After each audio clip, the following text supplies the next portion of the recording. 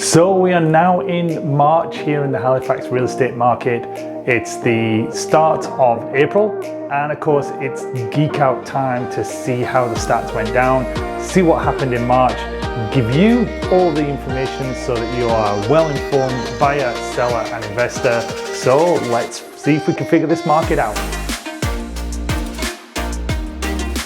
If you are moving here to Nova Scotia and you're either buying a property here or you're investing in a property here, then this is the place you want to be. We've got all of your information covered.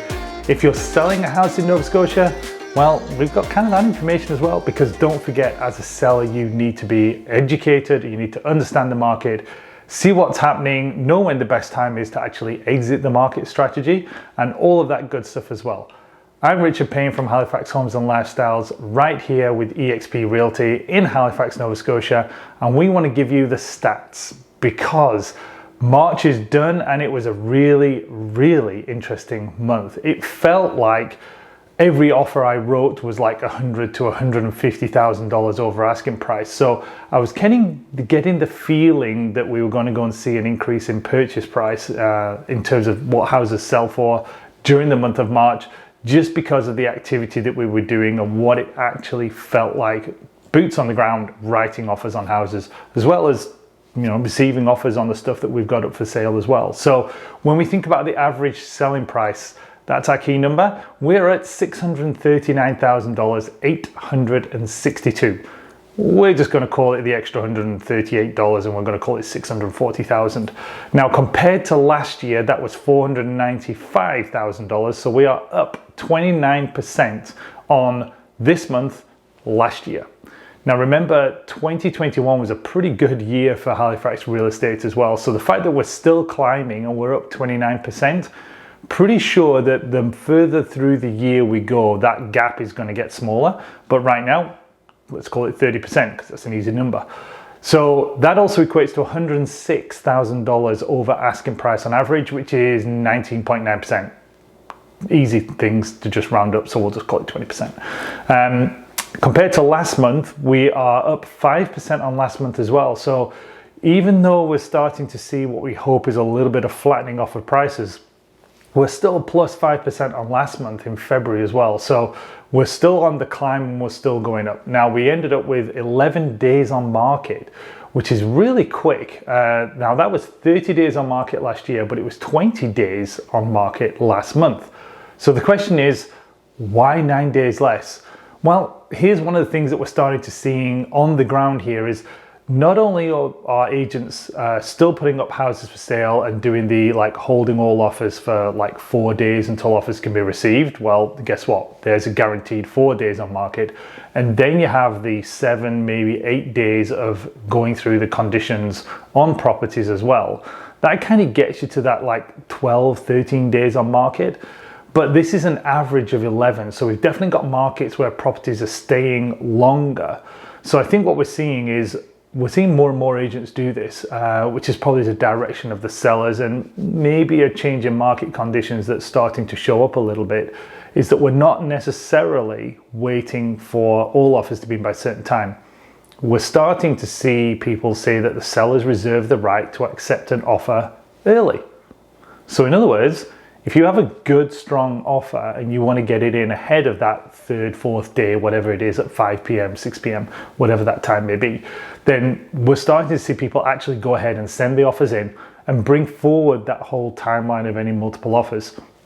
Maybe if you get your offer in on time, maybe if you've got really good conditions and it's a really good price and everything else you kind of give to the seller, that will actually get you in and they might just accept it, in which case there was no competition, but you're not going in at listing price to get that done. There's just no way, and you better give the seller his closing date and you better have a really clean offer in terms of conditions as well. So there's things like that going on that seem to be just subtly changing the market a little bit from what I'm seeing actually when we're writing offers and listing properties, because we did it, funnily enough, with one of our properties that we listed. We said seller reserves the right to entertain any offers early. Well, guess what happened? We had 4 offers in that came in early. all really strong, and the sellers are very happy, as I would be as well. So the good news for them is that they just brought the whole thing forwards and we got it done a lot quicker than we were expecting. So that's why I think the days on market are changing. Now, in terms of how many houses we sold, 446 houses were sold. Interesting that we compare that to last year. It was 655 homes sold in March last year. So we're still down a third, 32% on that one. And then last month was 301 homes sold. So we're actually up 48%, call it 50%. So you can see what's going on there. Now, when you look at the amount of houses that are active right now, well, it's 248. Like, that's still not a lot of houses for sale. Last year, we were actually down 31% on last year. It was an extra, what would that be, 359 homes active last year, 248 this year. And then last month, we are up 88 homes on last year. So we're actually doing a little bit better than last month in terms of that. But the inventory is still like 0.6 months. It's flatlining and has done really for about 12 months now, maybe even 16 months, where we've just been like less than a month of inventory. So it's a really tough market because yes, we listed more houses. We actually listed 617 homes for sale in March, which is up 71% on February. So we listed a lot of homes in March, which again, it's the spring market. The spring market here in Halifax is always more buoyant than the rest of the months because you start seeing blue sky, you start seeing driveways that are clear of snow, and it's just nicer to frankly go and look at houses. So you're going to see more houses get listed in spring. It's just right now, like when we were that many houses more than were listed last month, that's a lot. So last year we actually listed 783 homes, so we're still not catching up to the amount of homes that we're putting on the market compared to last year. That's our key problem.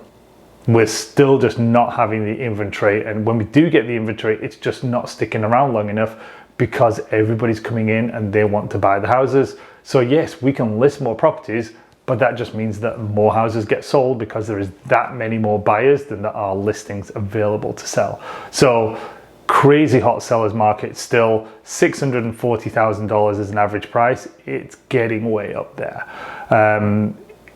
It's got to slow down. Like, we can't keep hitting these kind of 650, 640 numbers. Like, as an average, that's pretty high. So like, let's get into some actual generic areas now and we'll start looking at those. So number one selling market was back to Bedford. So we've been kind of like down in Timberley, up Tantallon, St. Margaret's Bay area. That's been number one. Well, it's Bedford's turn again. Average selling price there, $772,000. Average over asking, $141,500, 22%. Now, average was only 8 days on market there. It still wasn't down to any new builds, but there were quite a few houses in that area that sold for over $1 million. No, they weren't listed for $1 million, they just sold for over $1 million. So that gives you an idea as to, like, when you start looking at 141 over asking, that's what's going on there. Let's have a look here. 17 homes active, but it was number one because it sold 36 homes in that area. Number two, we're back up to East Hants and Colchester County, which is Elmsdale, Enfield, Lance area. Average price there now is definitely creeping up. We're up to $435,000 up there. $54,000 over asking price, 14%, 26 days on market, a little bit longer. So it tells you that properties up there are sticking around for a little bit longer, but the ones that are priced appropriately and certainly are like fixed up in good condition, they're selling quick. Like, there's just no doubt about it. There's been a couple I've looked at up there where it's been like, 3 days and then it's under conditional offer. So they're shifting pretty quick. 33 homes active, that gives them roughly a month of inventory. And then we have a two-way tie for third place. Good old Sackville is back into the top three, and that matches it with Timberley and St. Margaret's Bay. 31 homes sold, Sackville. Average price, Sackville, $494,000, $120,000 over asking price you can expect to pay on average in Lower Sackville. That's equivalent to 32%. So basically a third of what houses were listed for. So the average listing was $374,000. You would have had to pay a third of that price just to actually get your offer to stick. 31 homes sold, 18 active, that gives them roughly half a month. And then when we look at Timberley, St. Margaret's Bay, that jumped up nicely, $585,000 average price there. $97,000 over asking price, 15 days on market, so a little bit longer there, but it is an area where you're going to get potentially bigger properties, and therefore if they're on the ocean and things like this, they could stick around a little bit longer. So that's really what's going on. When you look at the sales to new listing ratio, 72%. So that tells you it's kind of going in a little bit of the right direction. A lot of our previous months, we've been over 100% of sales to new listings, which means we're not putting on enough new listings and the sales are actually higher. Now we've flipped around a little bit with 446 sales, 617 new listings. So that's what we need to do, and we need to keep doing that consistently for quite a few months to make sure we get this kind of back into a little bit more of an easier market. Now here's some interesting stuff, because I was looking at the 640,000 average selling price, and I was starting to go, well, okay, let's have a look at, like, did we just see a lot of houses sell like above that average price? But of all of the 446 homes that were sold, 34 houses sold for over $1 million. So that's absolutely going to bring the price up. And there's kind of two areas that we look at. Is number one, we've got Halifax South that went over $1 million, and Halifax West that was over $1 million as well. That's never happened before, with Halifax West cropping over that $1 million barrier. So we had two areas. Obviously South End and West End, really popular Halifax Peninsula locations, so not that surprising that they hit that number.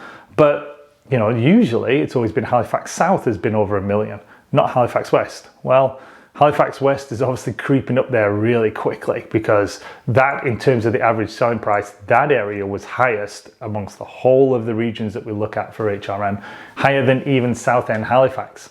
So interesting to see Halifax West is cropping up there. But 34 houses out of the 446 were over $1 million.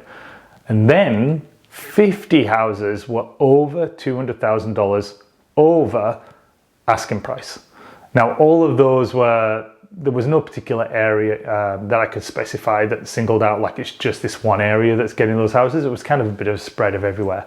But like 50 houses is more than 10% of what we sold was sold for over $200,000 over asking price. So when we look at the 106,000 on average inside of the whole HRM, yeah, it's not surprising when 10% were 200 over asking price, and we're looking obviously at just all of HRM being 106,000 over asking. Doesn't take a mathematician to work out that, yeah, like that's what's driving it. Didn't quite look at the 300s because I kind of got too shocked by the 200 and went, yeah, let's just stop there. I don't really want to look at 300s.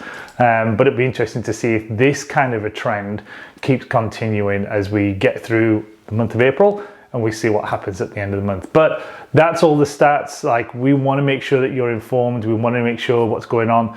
Please also, if you're moving from outside of Nova Scotia, make sure you to check out the video that's probably in the little playlist either up here or just over here somewhere, because we will link that video that tells you about the new Nova Scotia deed transfer tax that is going to apply if you're non-resident.